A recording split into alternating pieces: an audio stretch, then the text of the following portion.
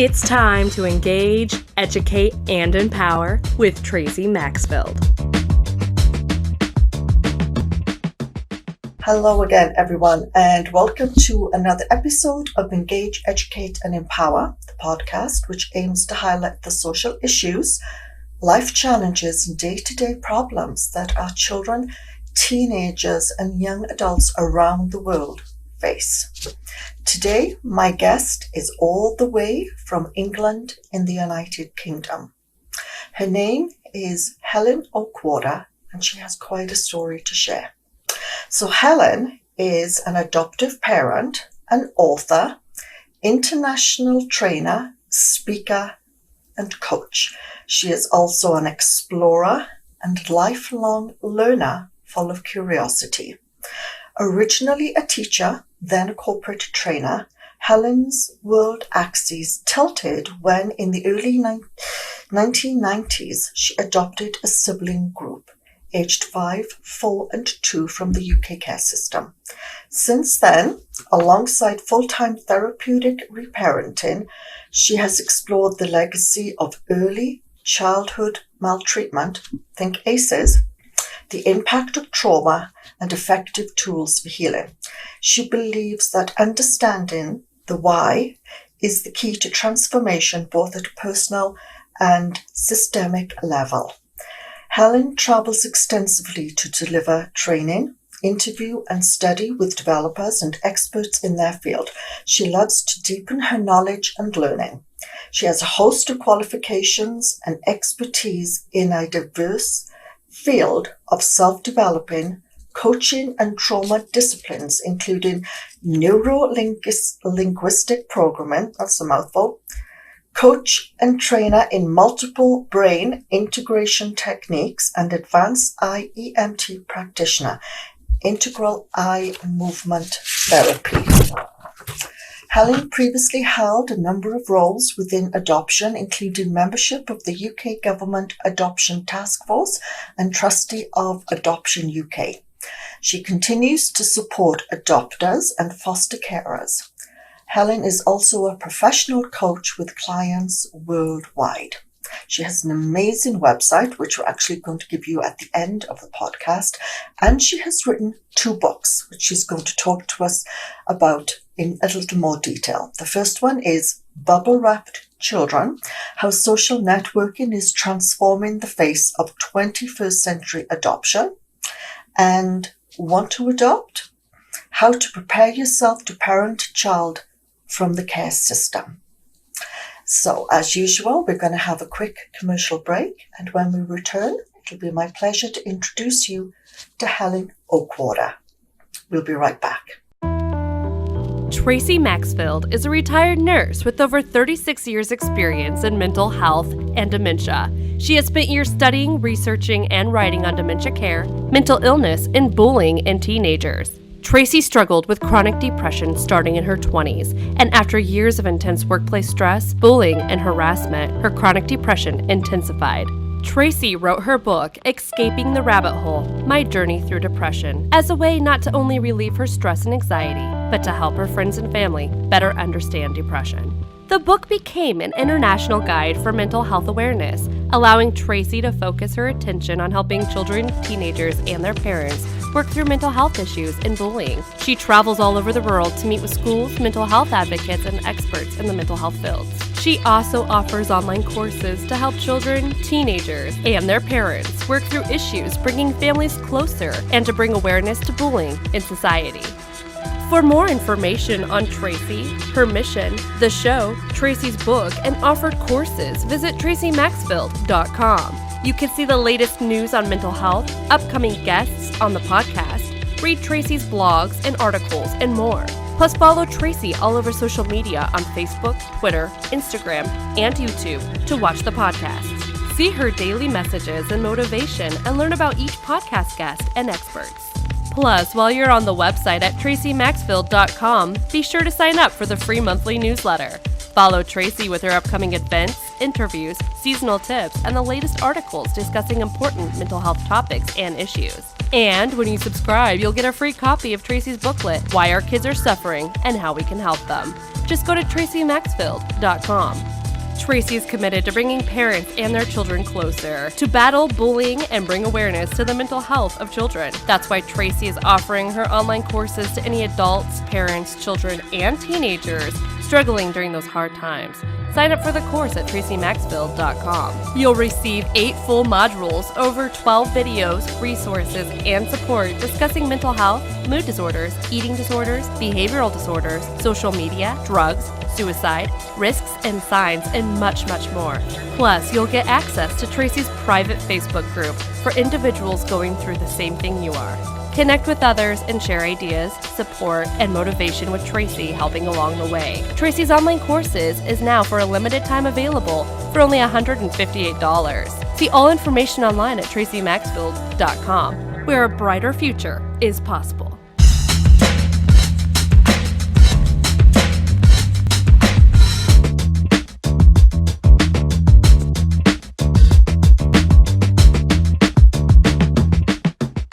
Welcome back, everybody, and as promised, it is my great pleasure to introduce you live all the way from the United Kingdom, thousands and thousands of miles away, Helen Oakwater. Helen, thank you so much. I know there's a huge time difference, so I do appreciate you being up very, very late to talk to me.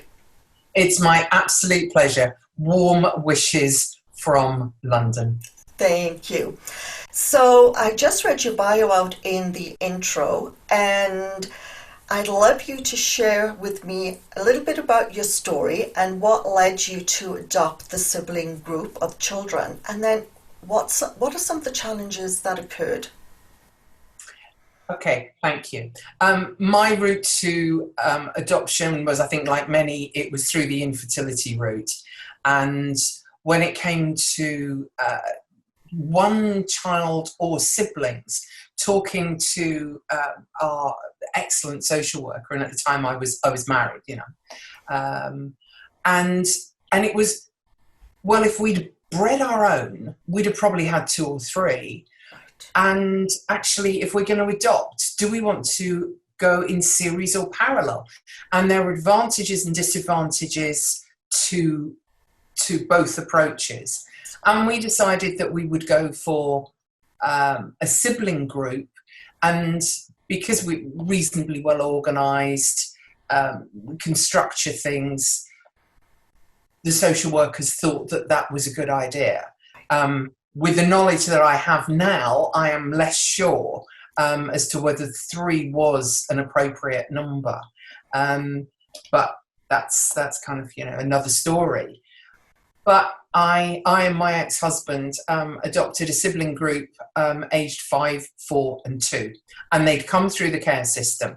And in the UK, the vast majority, 95+%, are children who have come through the care system. So they are children who have been removed from their birth families by the courts due to neglect, maltreatment of a variety of forms, which is different, I know, from some of the models in America. So my knowledge is very much children who've been through the care system who have had a tough start. So that's my knowledge and expertise. And that's what we want. I talk an awful lot. I think every single podcast I always talk about ACEs, adverse childhood experiences, and children that are removed from homes where there is abuse, mistreatment, neglect. They already have an ACE of 1 minimum. Yeah, minimum. Yes. We know what ACEs can do and change the growing and developing brain. So you adopted the siblings. Mm-hmm. And what are some of the challenges that you dealt with? Okay, this was in the early 1990s. So back then, attachment was kind of wow. That's the thing that people are talking about. What are their attachment patterns? And by the way, they, one was disorganized, another one was avoidant, and another was avoidant and anxious. Now that diagnosis or labeling didn't come for a number of years, but it certainly gave me the opportunity to see what it's like parenting 3 different children. Yes. And some of you, some of you may know for example, the Theraplay model, which looks at how much challenge, how much engagement, how much nurturing, challenge, engagement, and I'm having a mental block on the fourth. And it's different for different levels of attachment disorder that children will need. So I learned that one child A may need something different from child B and child C. Right. That, as an adoptive parent, means that the outside world looks at you and goes, well, you're treating child A very different to child B. You're being really nasty to child B. Now, actually, child B needs the boundaries held in place so that they'll feel safe. The outside world, who doesn't understand any of this, just looks and thinks, what a horrible mother. Yeah. She's doing this and doing that. So that level of understanding. And that's the thing that I think the kids came, and then after a couple of years, I kind of started surfacing from, I was a full-time stay-at-home, having been a professional, I was a full-time stay-at-home mum. And once I started surfacing, I started realizing my kids were not normal. Right. They did not behave in a normal way. It was odd. And I started exploring, going to conferences. I already was a member of a national charity in the UK that's called Adoption UK, which supports adoptive families before, during and after adoption. And I've been involved in that. I moved, became a coordinator in that local area, which I did for a decade or more, and then had other roles in Adoption UK, including being a trustee. And I've done a number of things, wearing different hats in adoption. So that, I think, is how I came into it, and talking to other adopters. And I remember going to a conference and standing with 3 women, and I said, look, my child is doing, I can't remember what it was, but it might be, stealing, let's say. They're doing this, and I don't think it's right, and I think I maybe need to do something about it. And they all looked at me and went, yes, Helen, you need to do something. So I started to realize that, be it external help, which is not always easy to find, but certainly realizing that what was going on inside of them was not normal. And that sometimes, even though they might be 8 years old, let's say, they still behaved like toddlers. And at that point, I didn't fully understand the ramifications of all those early childhood experiences and the ramifications of what was done to them, right, and what that did to them. And that's the important thing, what it did to them. Yes. And I'm kind of veering around a bit, but one of the things that I learnt and I was introduced to was NLP at the beginning of 2002. And one of the first things I picked up from that just was it's part of a model, and I can tell you more about some of the sources for that, a model that says beliefs drive behavior. And as soon as you step back from that and say, beliefs drive behavior, well, if I as a child have a belief that I'm worthless, how might I behave? And if I have, as an adopted or a foster child, lived in an environment where I've been told that I'm stupid, told that I'm ugly, told that I'm worthless, that you deserve this, wallop. Yeah. And because of this, from 0 to 7, as we both know, that's the imprinting phase for children. They have no filters. So when the adult says, you're a wrong one, or, you're this, you're that, then the child takes all of that on, and that legacy of trauma stays with them. And normal conventional parenting is not going to work. Normal classroom behavioral strategies are not going to work. They are going to press buttons in that child because the child will have trauma trigger behavior because of what's going on at a very deep core level from that child.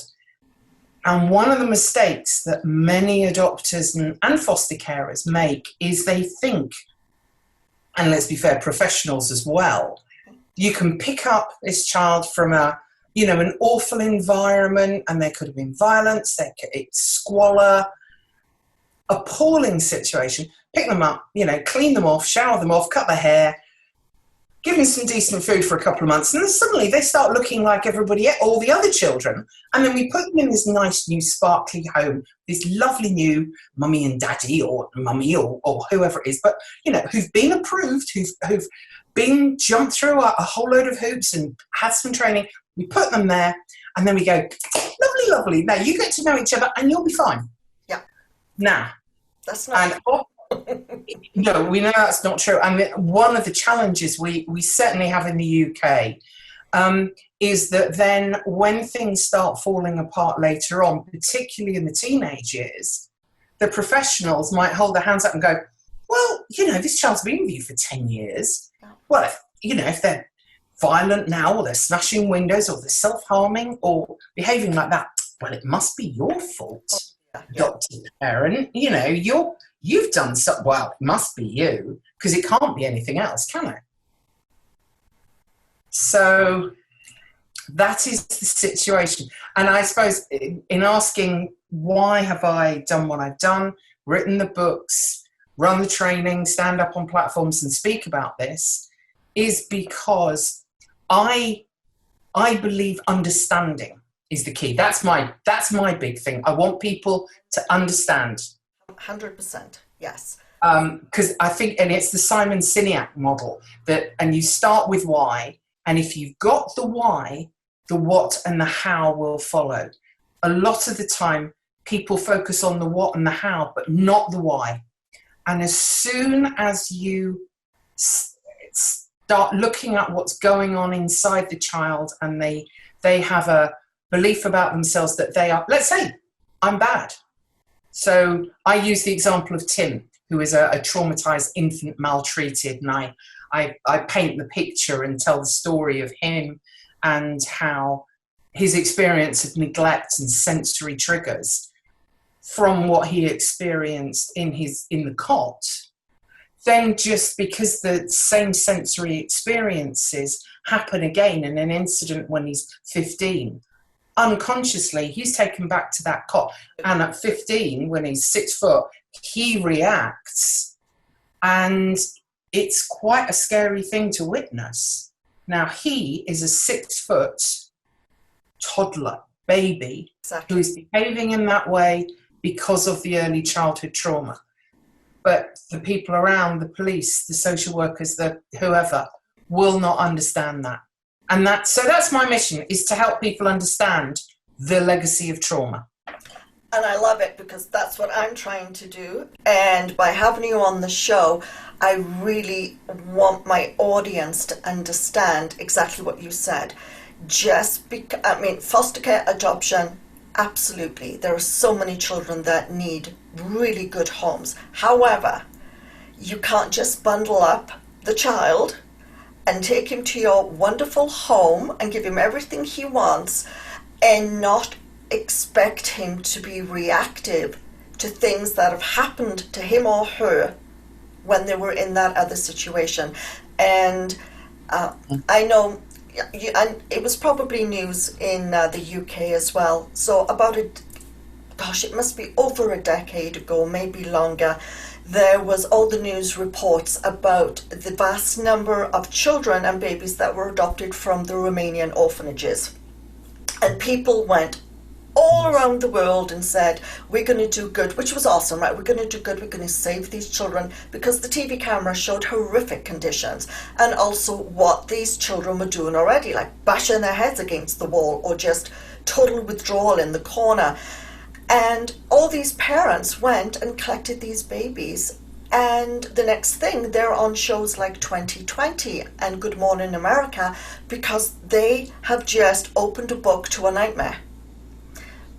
And no one educated them and supported them and coached them that guess what?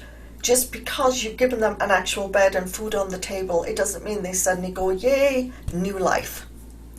Absolutely. Absolutely. And I think one of the other parts of that doesn't get flagged up enough is the impact of the prenatal experience of a child, and particularly the impact of alcohol and the high levels of children with the umbrella term, NALD, alcohol, basically the neurology being affected by alcohol, and the FASD label and the others. And it's an alphabet soup of different things. And certainly, and again, I mean, this is hugely underreported, people not that aware of it. Now, Canada, I've got it, big credit, Canada and Australia doing quite a lot of work on FASD. I was at the FASD conference in Berlin last year. And it's a really big factor. And one of the things that people don't realise often is that they have children who have brains and bodies affected by alcohol, and that the symptoms, for want of a better word, get worse as the child gets older, because it's the executive functioning that gets impacted and damaged. And the fact that they can do something on one day but not the next day, or they can do it 1 minute but not half an hour later because their stress levels have changed or whatever. And it looks to the outside world, if you don't look through the lens of trauma, it looks like they're being oppositional or difficult or, doing whatever labels. 100%, yes. And the level of ignorance that is out there, I find it very. It's frustrating and it's sad. Yes. No, I hear you. And as I said, that's why it was so important to have you on, because now what we're finding in the United States especially is that there's such an increase in mental illness, bullying in kids.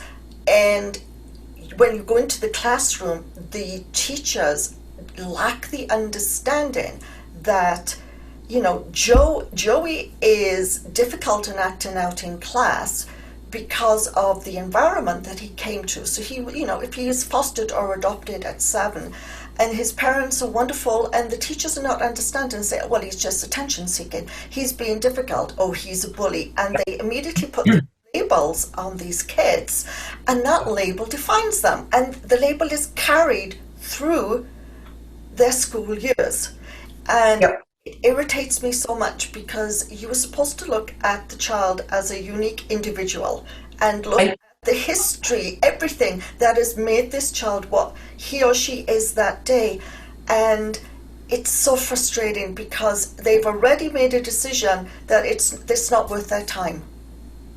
Yeah, and I think that's very true. And again, I think the level of ignorance about, in particular, trauma, and I became very interested in trauma very early on. And one of the things that I've done as part of my writing and training and traveling, is I've been searching for answers, and I've been searching for methods that work. Yes. And as, again, I'm sure both of us know, you don't melt trauma with sitting down chatting about it.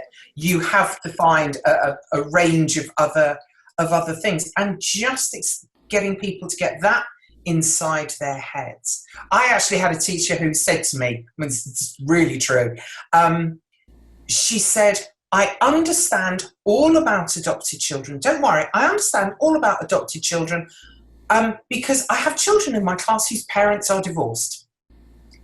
Now, I'm a pretty eloquent person, and I did my best gaping fish, and I just... And actually, I mean, what I ended up taking, child who was in that class, I took her out for the summer term, because by that time, I mean, the teacher was on rescue. I mean, she knew more than me. And this again is one of the challenges, as an adoptive parent, less so with foster, because teachers seem to think they've got an expertise. But with adoptive parents, we go and say, well, look, there's the impact of trauma, there's this, and, maybe this book would be helpful or whatever. And it's like, and I literally had, one evening, there was a lot of adoption legislation going through Parliament, and I don't live that far away, so I ended up being the person who was, got involved. And I ended up speaking at an event, and I stood and I spoke, and it was a big room, and there were a lot of people in there, stood and spoke and was listened to.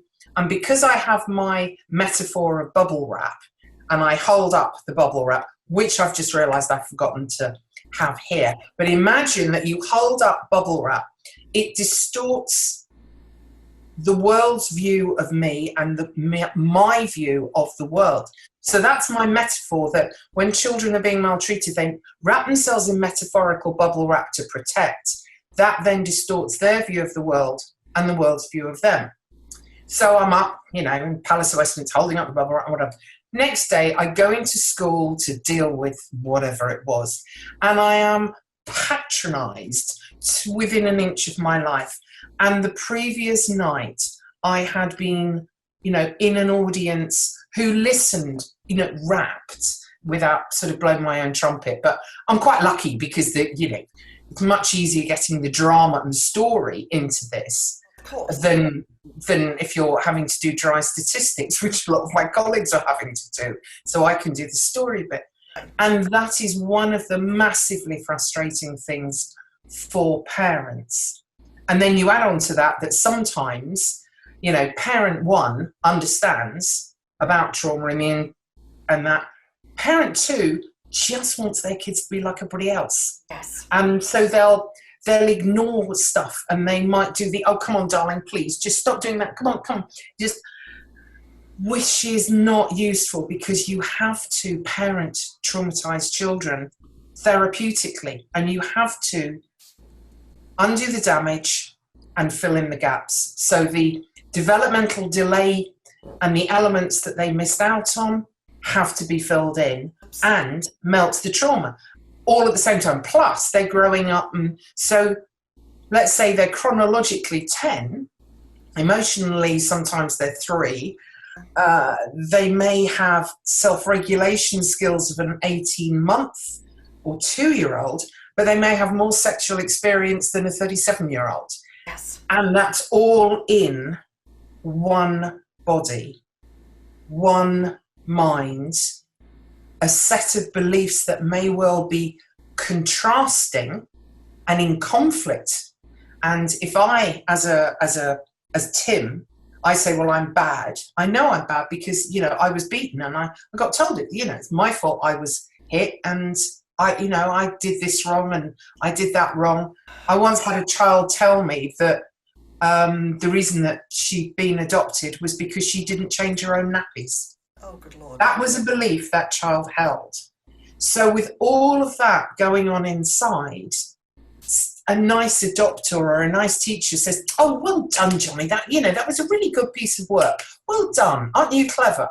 And Johnny's sitting there thinking, what do you know? Oh.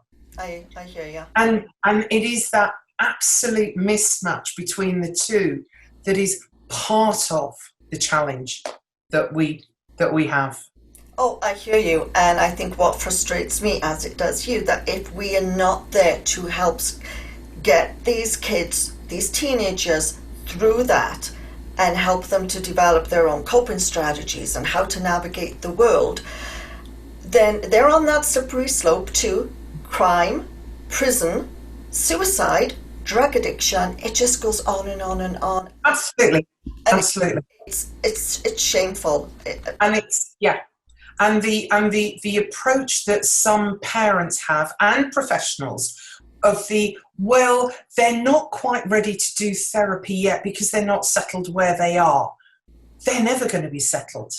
And I don't know whether you talked about this with Suzanne Henwood, but certainly for me, the polyvagal theory and the understanding of the window of arousal, all of that it's physiological, that the autonomic nervous system with trauma is, over aroused. And it's not getting into more detail, but just understanding that is how the body is, and that is not going to change with words. Exactly. It has to be body-based, or a holistic approach.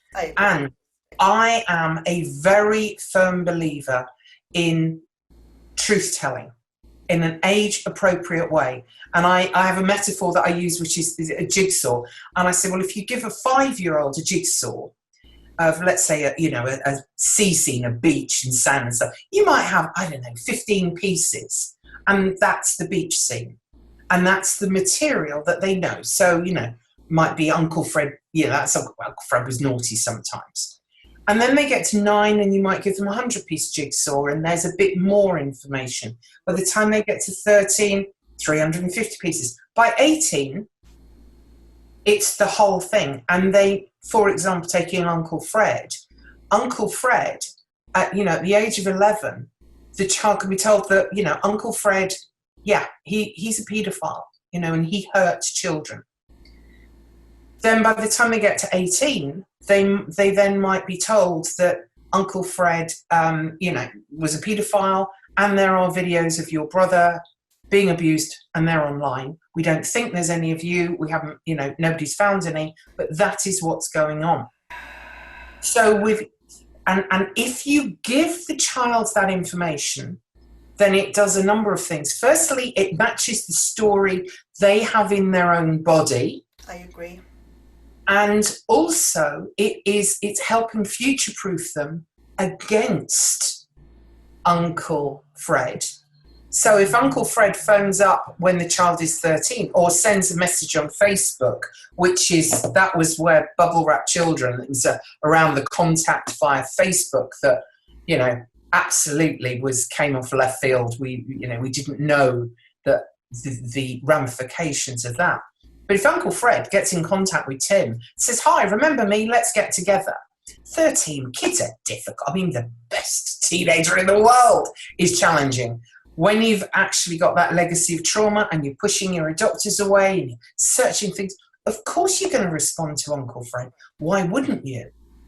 If you haven't had that information, you might still respond, even though he's a paedophile. But the curiosity that Tim has, he may act differently, knowing that he might go and meet up with Uncle Fred, but he might tell his adopters rather than doing it completely hidden. And that's certainly, one of the things that I've seen adopted children do. They'll, get on a train and travel 200 miles to meet up with a member of the birth family that they've just connected with via Facebook, and they didn't tell parents. And in one instance, they took a knife. A 15-year-old is just, I have story after story of those. So I'm quite hard line on a lot of things like truth-telling, the number of siblings that get placed together, which doesn't make me popular with everybody. No, but the thing is that I always find that when you become unpopular, it means that you're telling things that people just don't want to hear because they know that they're true and they won't go there. Yeah. So you mentioned... And they don't have easy answers. And I think sometimes people want easy answers.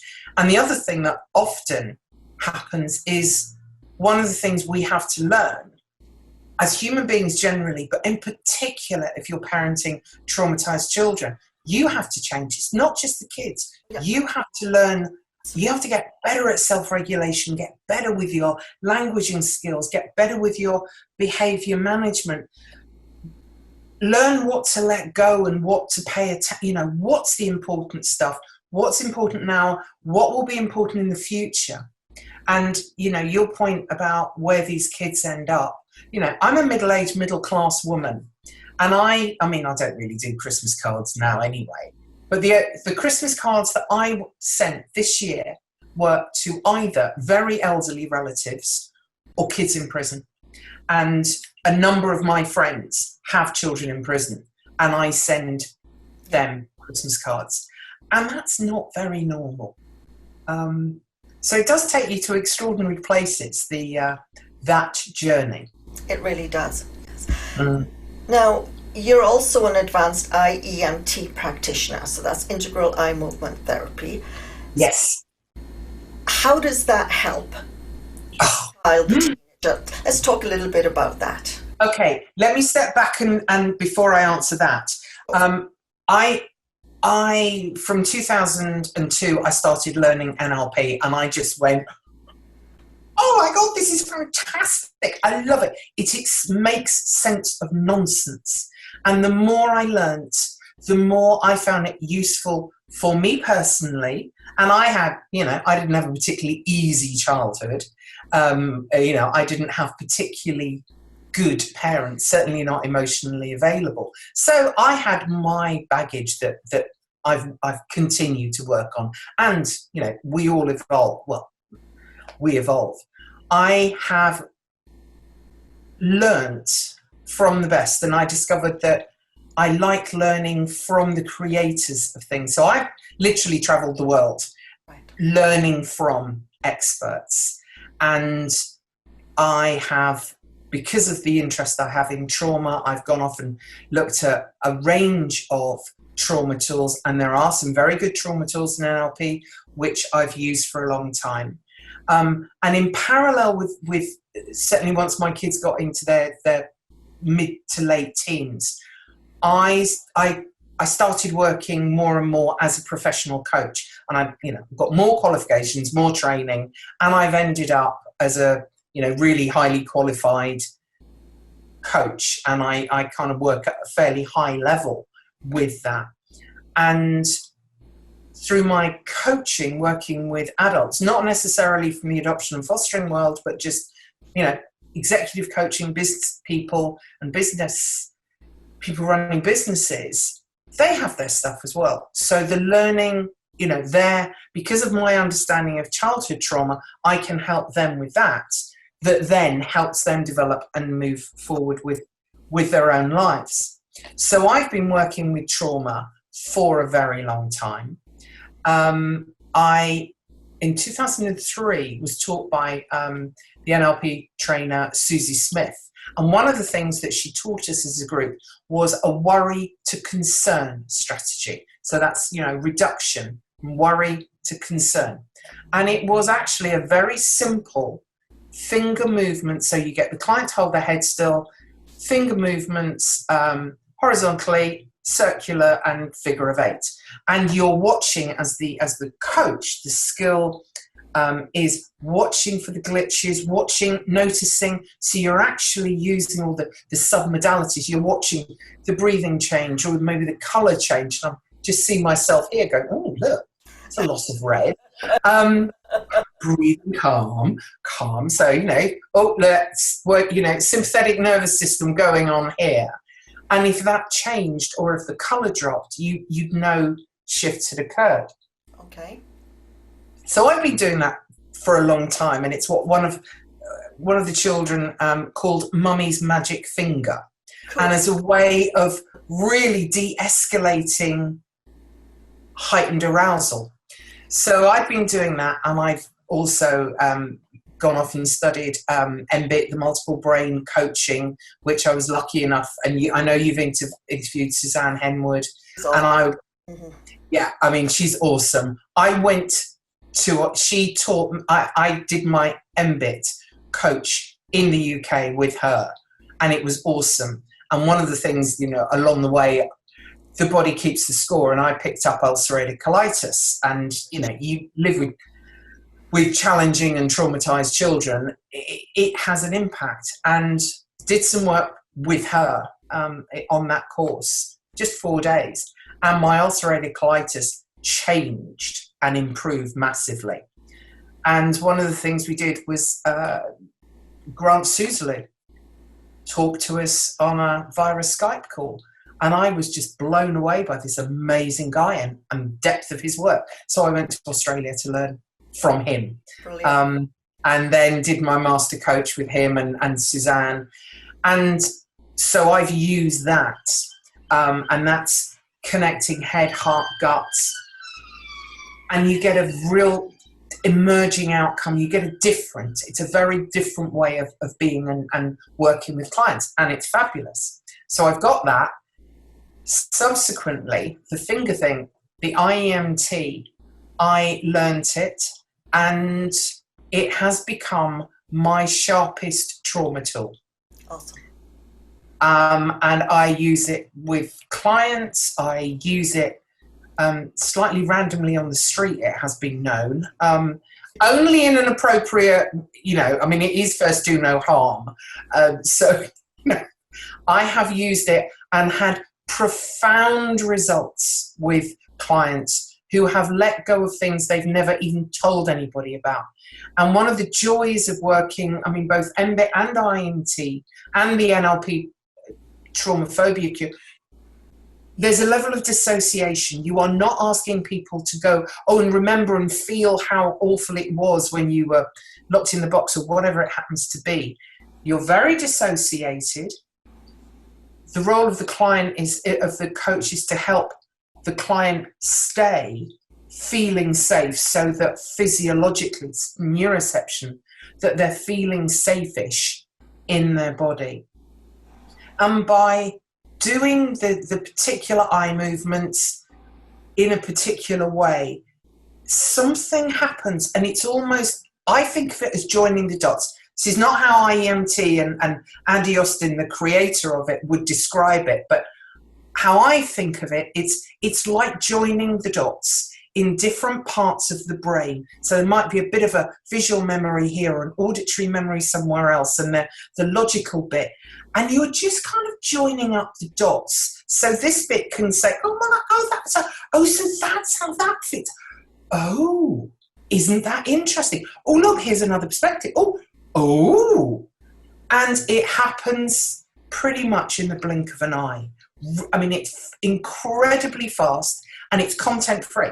I don't need to know and I don't want to know the detail of the awful thing that the client experienced. If they choose to tell me a snippet of it later, fine. But people get sucked in, in the story. Right. I'm not interested in the story. I'm interested in helping the client release and melt the trauma. And it really is so fast and so... I feel so privileged to have worked with clients doing this, and really a seismic shift happening in them very quickly. It's profound. That's awesome. Well, we're starting to run out of time. Oh, sorry. No, I still got a few more things to talk to you about. You're not going that easily. I said I could bang on for hours. You showed one of your books, but I know that you've actually written two books, and I'm sure you got them there. So hold them both. You've got Bubble. Okay, that's Bubble Wrap Children, How Social Networking is Transforming the Face of 21st Century Adoption. Fundamentally, this is about the impact of early trauma on children, and it's sort of in four parts. What happened to the child before they were adopted? So looking at trauma, looking at the birth family, because we need to look with adoption at all corners of the triangle. And then it's also, I talk about, and this came out in 2012. That's right. It took the, we ended up with a headline, Facebook threat to adopted children, on the front page of the Times newspaper in January, just a few days after it had been published. So I had several days of being a media, personality, sensation. Yeah, and then dumped, obviously, because it's turned into fish and chip paper. Yes. So this, even though this is about Facebook, and I'm actually sort of been doing a bit of editing, and I only have one copy at the moment. But like all my books, there are diagrams, models at the back. I'm actually saying this. What do we need to do? There's strategies that we need to play. So I pull in business models and a variety of other things, and lots of pictures. So, for example, at the very beginning, there is what's the child's perspective? So what's it like for a child lying in a cot? What are they seeing, hearing, feeling? Also, then what's the perspective of the police officer that comes along and rescues? What's the perspective of the neighbours? What's the perspective of the teacher? So helping people see all those, yeah. And it's all referenced, and so it's solid. But the greatest compliment to me was I felt was somebody said it sounds like you're talking, which it's taken me quite a number of years to learn how to write like that.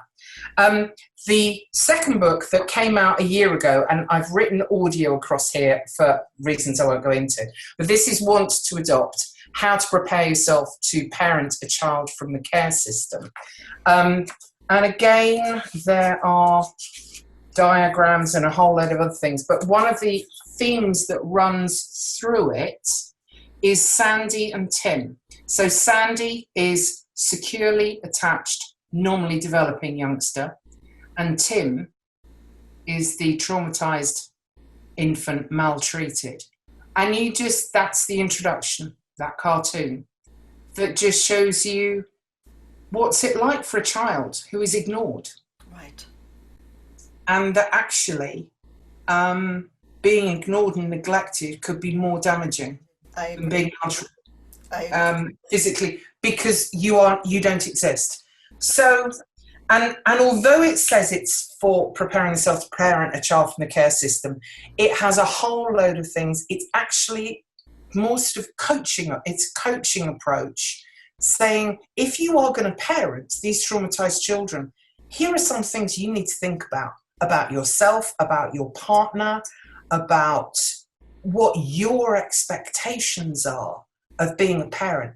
And if your expectations are not matched, then what happens? Right. Because for many of us, our expectations about what we thought we would get out of being a parent,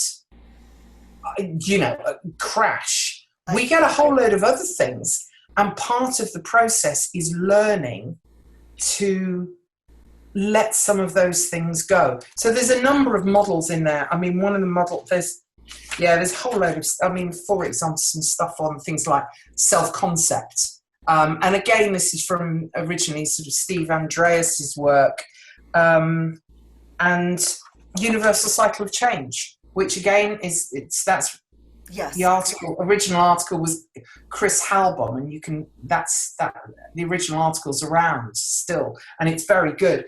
And it's just the idea that we have to let things go.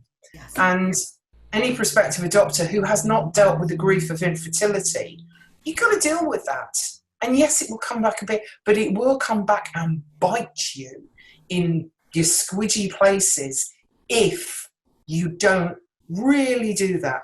So I think you need compassion. You also need courage.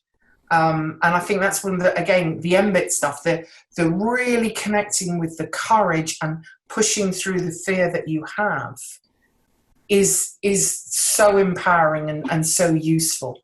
And it's what we need to help our children to do, because it does take enormous courage to face up to what happened.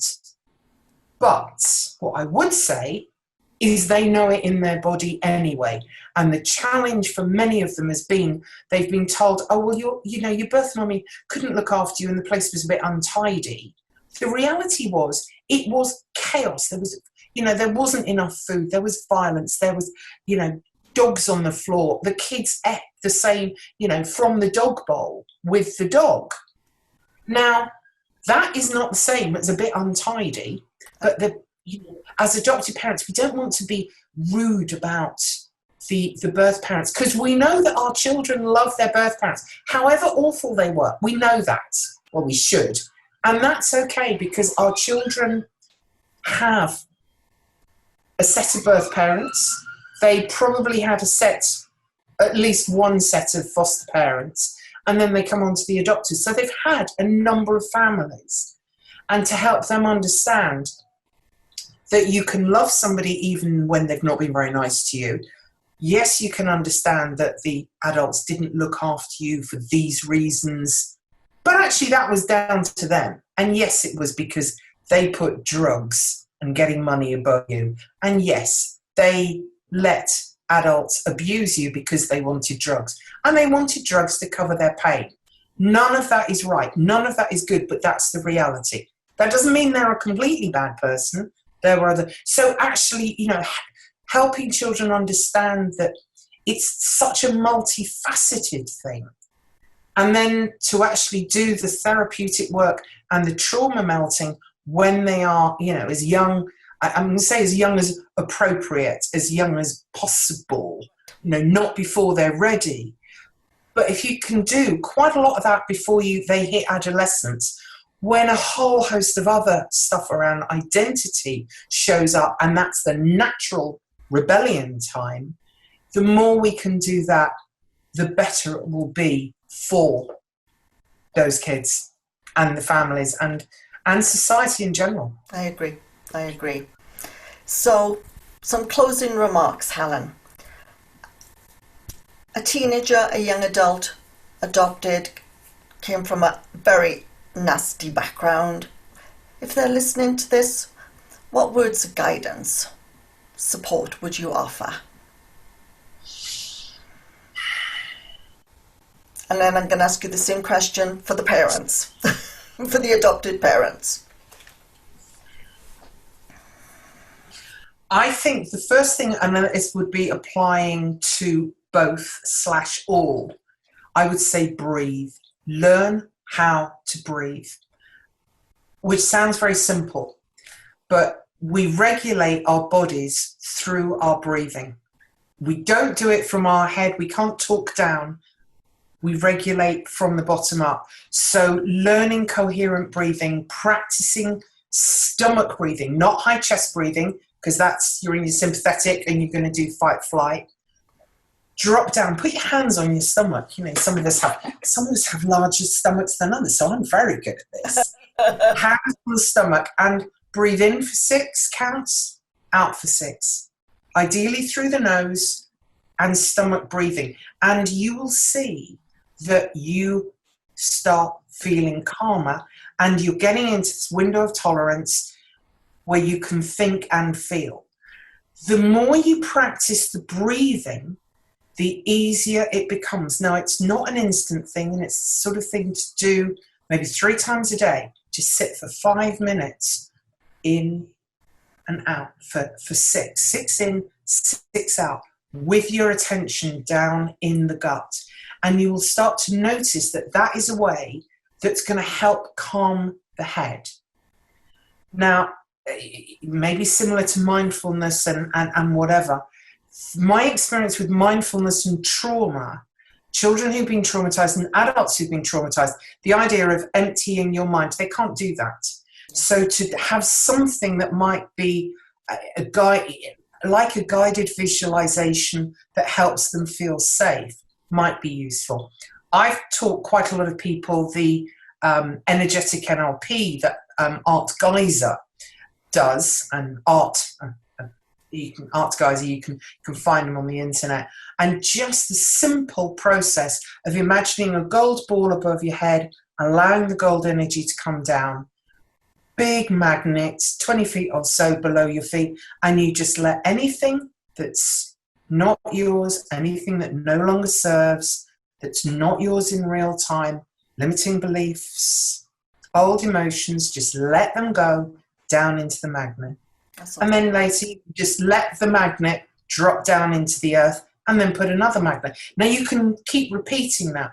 If you're able to do that, just imagine a magnet, imagine a gold ball of energy, maybe a rainbow ball of energy, while you're doing the breathing. I found that to be more effective than the empty your mind, because I think with trauma, it comes back. You can't. There's some so that doesn't work. So I think that's the first thing, and on one level it sounds simple. It takes a while to learn, but it is invaluable, and it's a tool that you can bring with you, take with you. You can use it before you go into a classroom or whatever. You can pop to the loo and just go in there and do a bit of breathing. Maybe just, okay, cold energy. And breathe and calm. And if you want a word, calm is a good one. So I think that would be my first. I love it. I love it. It's, yes, you hit the nail on the head. Because, yeah, I mean, I've gone through a lot of trauma, and, yeah, you can't settle the mind. I'm sorry. And again, I mean, going... The glorious, the wonderful Grant Suslow from MBIT, who we lost last year, and I learned so much from him. And I'm somebody, I go on a course, and when I really like them, I just go back, and I go back again and again, because that's my preferred way of learning. 80% of the messages come from the body up into the head, and 20% go down. So anyone who thinks that you can think yourself out of a situation is just unaware of how the autonomic nervous system works. And okay, polyvagal's relatively new, but there's now enough material around to help people understand how the autonomic nervous system works. And this chart, for those that want it, there is a rather yummy chart at the back of, she says, flick, flick, flick. There's a whole chapter, actually, chapter 11. Yeah, chapter 11 is a deep dive into the autonomic nervous system. So this is not just for prospective adopters. This is useful for anybody, and certainly I know, quite a lot of people who've experienced adopters who flipped through it, then bought it and come back to me and gone, God, yeah, that's really good. So it's got some good, robust tools in it. Awesome. Well, Helen, I could go on and on and on and on, because I totally get where you're at. I love your vision. I love what you do. It speaks so strongly to my heart and my soul. And today it's been an absolute blessing. You have been an absolute gift and a joy. And I'm so very appreciative of the work that you do. Thank you. Well, Tracey, thank you. And, tiny plug, Tracey's going to give you lots of links, but I've got some online training. There's a whole load of videos that I've done, from conference speeches and lots of free stuff available. And the thing for adopters, yes, continue to breathe, and this too will pass. Yes, I love it. This too will pass. However awful, however wonderful, this too will pass. And connect to people of the same tribe. Create your tribe. My kind of biggest support is other adopters who sing off the same hymn sheet. And I have friends that go back a long way now, who we can talk, and we get it, and I get it. And they're, so one might have, a child who's in rehab, or who's dropped out of rehab or whatever, and we can talk in a way that nobody else can. Understand, yes. And so find your tribe. Do not stay in isolation, and find the right people to go, do you know what? I can't do this anymore. I am just... And find somebody who goes, oh, yeah. Yeah. And who doesn't try and give you advice. Don't listen to advice from people who don't know what they're talking about. Smile sweetly and move on. Awesome. Helen, thank you. Thank you, thank you. So everyone, we're going to take a very quick commercial break, and on there you will find out information all about Helen, all the awesome links that she's just mentioned, and information about her books. And I do encourage you to take a look at her books, because I'm certainly going to order them. Helen, thank you, and we'll be right back. Helen Oakwater is an adoptive parent, an author, international trainer, speaker, and coach. Helen wrote 2 books, Bubble Wrap Children, How Social Networking is Transforming the Face of 21st Century Adoption, and How to Prepare Yourself to Parent a Child from the Care System, after she adopted a sibling group age 5, 4, and 2 in the 1990s from the UK care system. Since then, alongside full-time therapeutic reparenting, she's explored the legacy of early childhood maltreatment, the impact of trauma, and effective tools for healing. Helen travels extensively to deliver training, interview, and study with developers and experts in their fields. She loves to deepen her knowledge and learning and has a host of qualifications and expertise in diverse fields of self-development. Helen previously held a number of roles with adoption, including membership of the UK Government Adoption Task Force and trustee of Adoption UK. Make sure to visit her website to learn about her books and more about Helen at fabparents.co.uk, or find her on social media on Twitter at Helen Oakwater and on YouTube at youtube.com/Helen Oakwater.